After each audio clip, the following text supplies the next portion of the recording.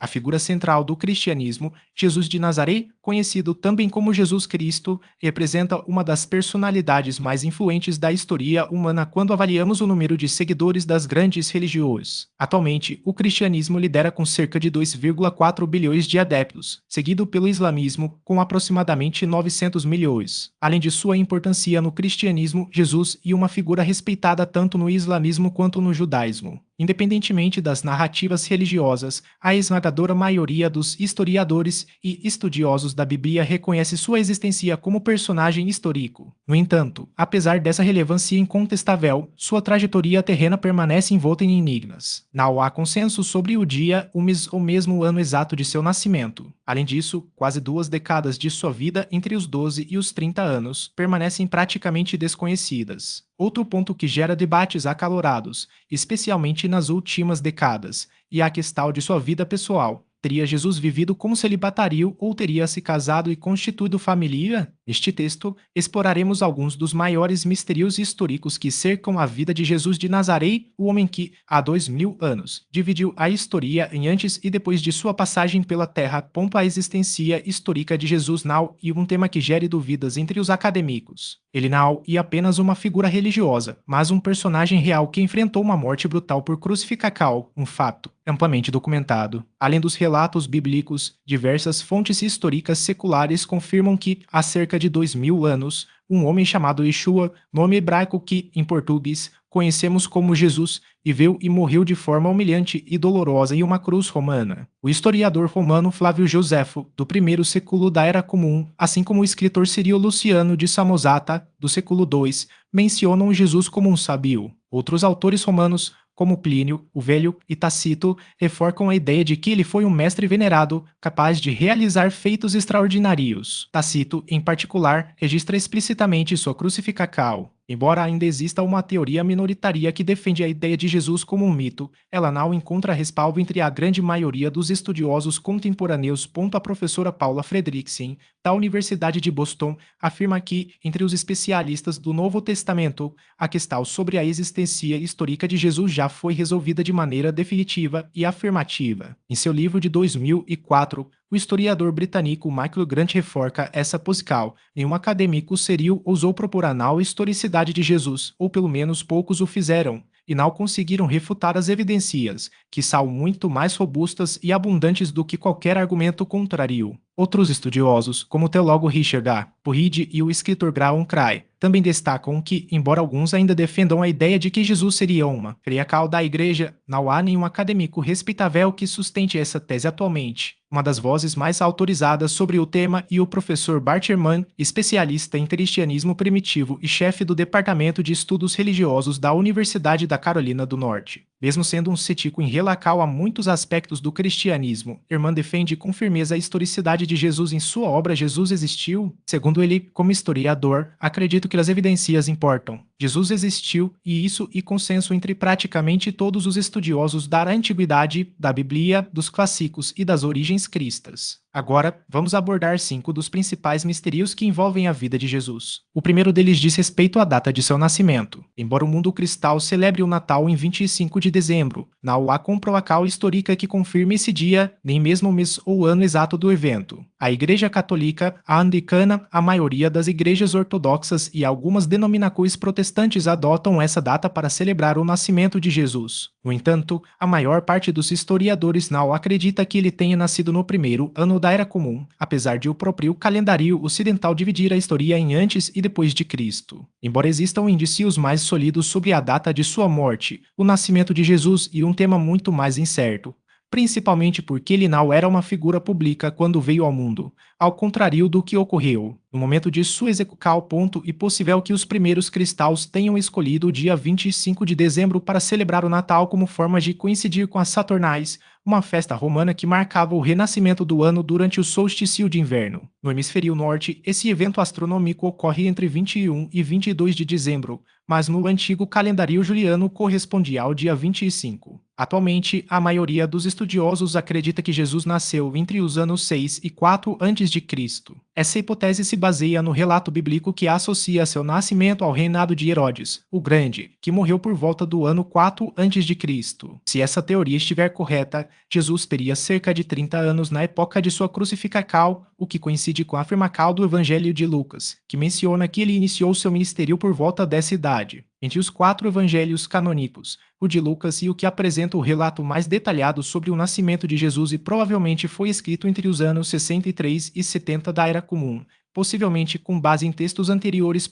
Se o ano de nascimento de Jesus já e uma questão cercada de incertezas, o dia e o missal um mistério ainda maior. Alguns estudiosos sugerem que ele possa ter nascido no verão ou no outono, com base em um detalhe do Evangelho de Lucas, amencal aos pastores que cuidavam de seus rebanhos ao ar livre. Isso descartaria o dia 25 de dezembro, pois, com o inverno já avançado, os pastores teriam recolhido seus animais para abrigos cobertos. Além disso, Lucas relata que Maria recebeu a visita de um anjo à infância e à juventude de Jesus. A ausência de relatos sobre esse período gerou uma série de teorias, algumas baseadas em tradições orais, outras em interpretações simbólicas ou até mesmo em documentos apócrifos. Uma das mais difundidas sugere que Jesus teria viajado para a Índia, onde teria estudado com mestres hindus e budistas, absorvendo ensinamentos que mais tarde influenciariam sua pregação. Essa ideia ganhou força no século XIX, com a publicação do livro A Vida Desconhecida de Jesus Cristo, do escritor russo Nicholas Notovitch, que alegava ter encontrado manuscritos antigos em um mosteiro tibetano descrevendo a passagem de Jesus pela região. Embora a autenticidade desses documentos tenha sido amplamente questionada por historiadores, a teoria persiste em círculos esotéricos e entre aqueles que buscam uma conexão entre as tradições orientais e o cristianismo. Outra hipótese, menos conhecida, mas igualmente intrigante, propõe que Jesus teria passado parte de sua juventude na Grã-Bretanha. Segundo essa versão, ele teria acompanhado seu tio, José de Arimateia, em uma viagem comercial à região, onde teria trabalhado como carpinteiro ou até mesmo estudado com druidas. Essa narrativa aparece em textos medievais, como o livro de Saldunstan, e em lendas locais que associam Jesus a lugares como Glastonbury, onde, segundo a tradição, teria sido erguida a primeira igreja cristã da Inglaterra. No entanto, assim como a teoria indiana, essa ideia carece de evidências históricas sólidas e vista pela maioria dos estudiosos como uma construção mitológica posterior.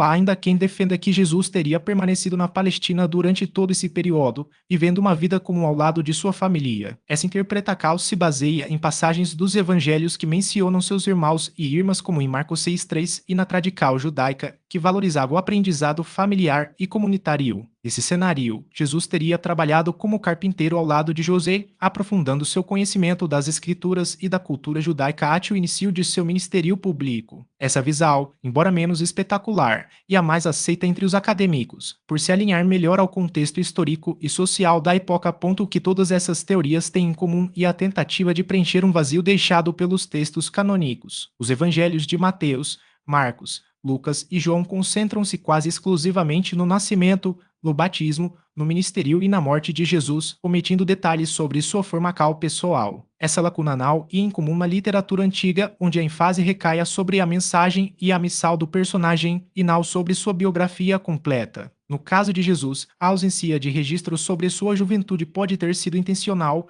refletindo uma escolha teológica dos evangelistas. O que importava não era o que ele fez antes de iniciar sua pregação, mas o que ensinou realizou a partir desse momento. Mesmo assim, o fascínio pelos anos perdidos persiste, alimentado pela curiosidade humana e pelo desejo de encontrar respostas onde a história silencia. Seja qual for a verdade, o mistério em torno desse período reforça a ideia de que a figura de Jesus transcende os limites da documentação histórica, tornando-se um símbolo de fé, especulação e, acima de tudo, de um legado que continua a inspirar debates e reflexões até os dias de hoje. Nazaré. A última menção bíblica a Jesus antes de seu ministério o apresenta como um menino de 12 anos, vivendo com sua família na pequena cidade da Galileia. Os defensores da teoria do Jesus viajante argumentam que, nesse intervalo, ele teria iniciado seu ofício como carpinteiro ou artesão, auxiliando seu pai, possivelmente em Séforis, uma das cidades mais prósperas da região na época. Há também especulações de que José teria falecido quando Jesus ainda era adolescente, obrigando-o a assumir o sustento da família. Mais tarde, por volta dos 18 anos, ele teria partido em uma longa jornada pelo mundo, deixando Maria aos cuidados de parentes, já que, segundo os evangelhos, ela ainda estava viva durante sua crucificação. As lendas que cercam esse período sugerem destinos improváveis. desde a Grã-Bretanha, onde teria acompanhado José de Arimateia, até a Índia, onde teria estudado com mestres místicos orientais e se aproximado do budismo. Outra narrativa, ainda mais ousada, afirma que arquivos secretos do Vaticano guardariam documentos reveladores sobre esses anos, cuja divulgação abalaria os alicerces da fé cristã.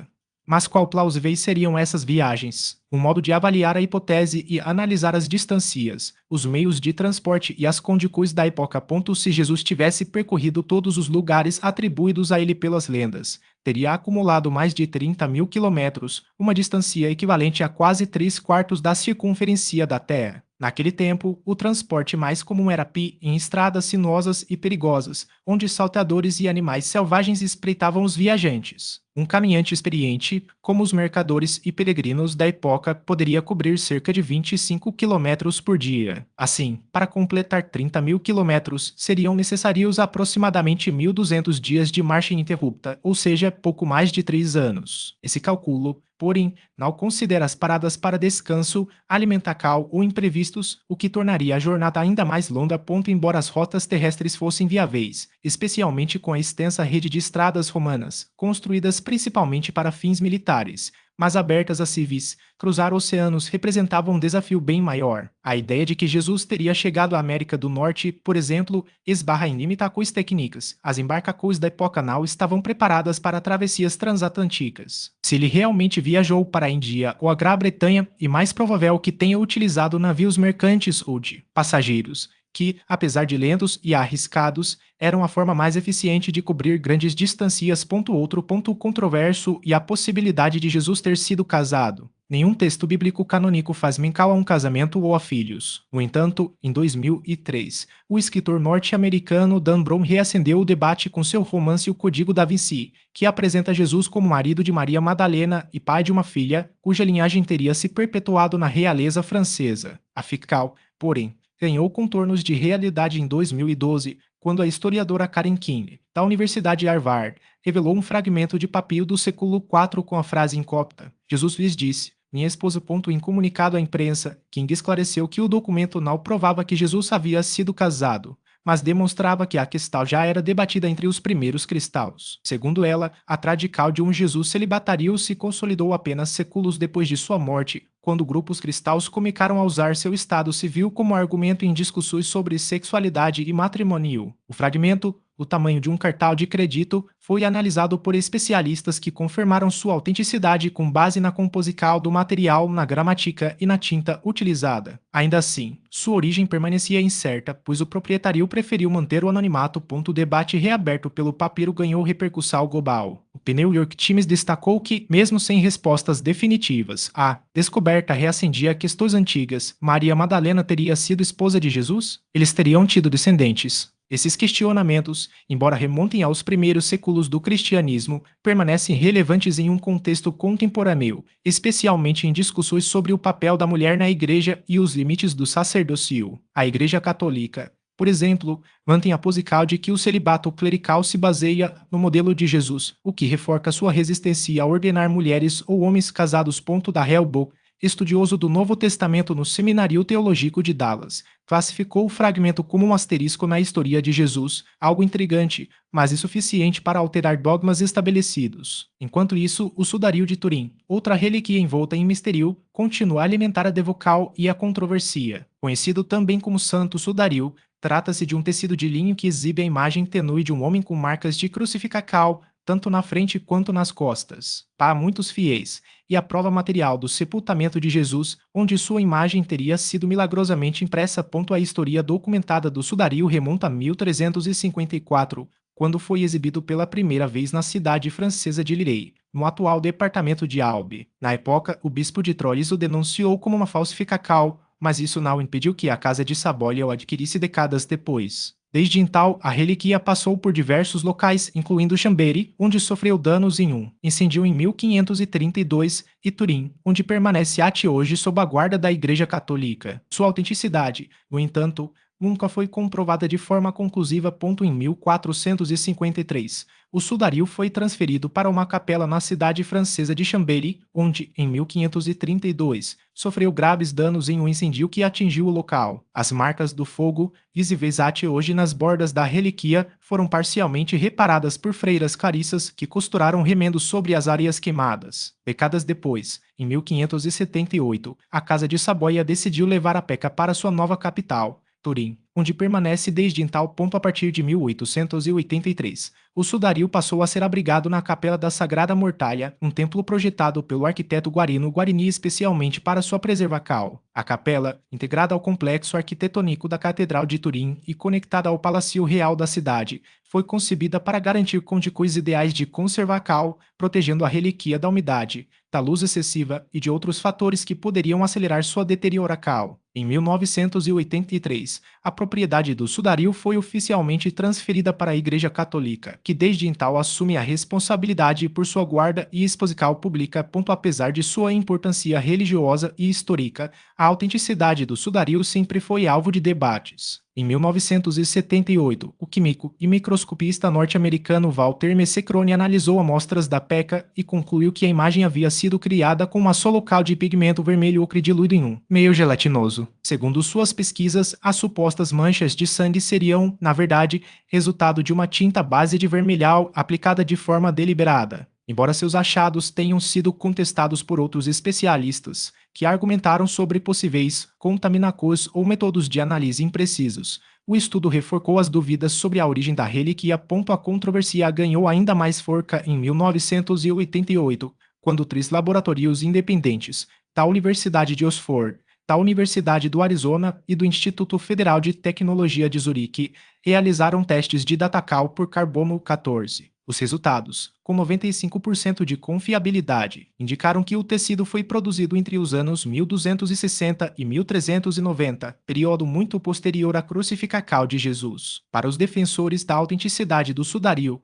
no entanto, os dados foram questionados sob a alegação de que as amostras analisadas poderiam ter sido contaminadas por reparos realizados na peca ao longo dos séculos ou por resíduos de materiais usados em sua conservação.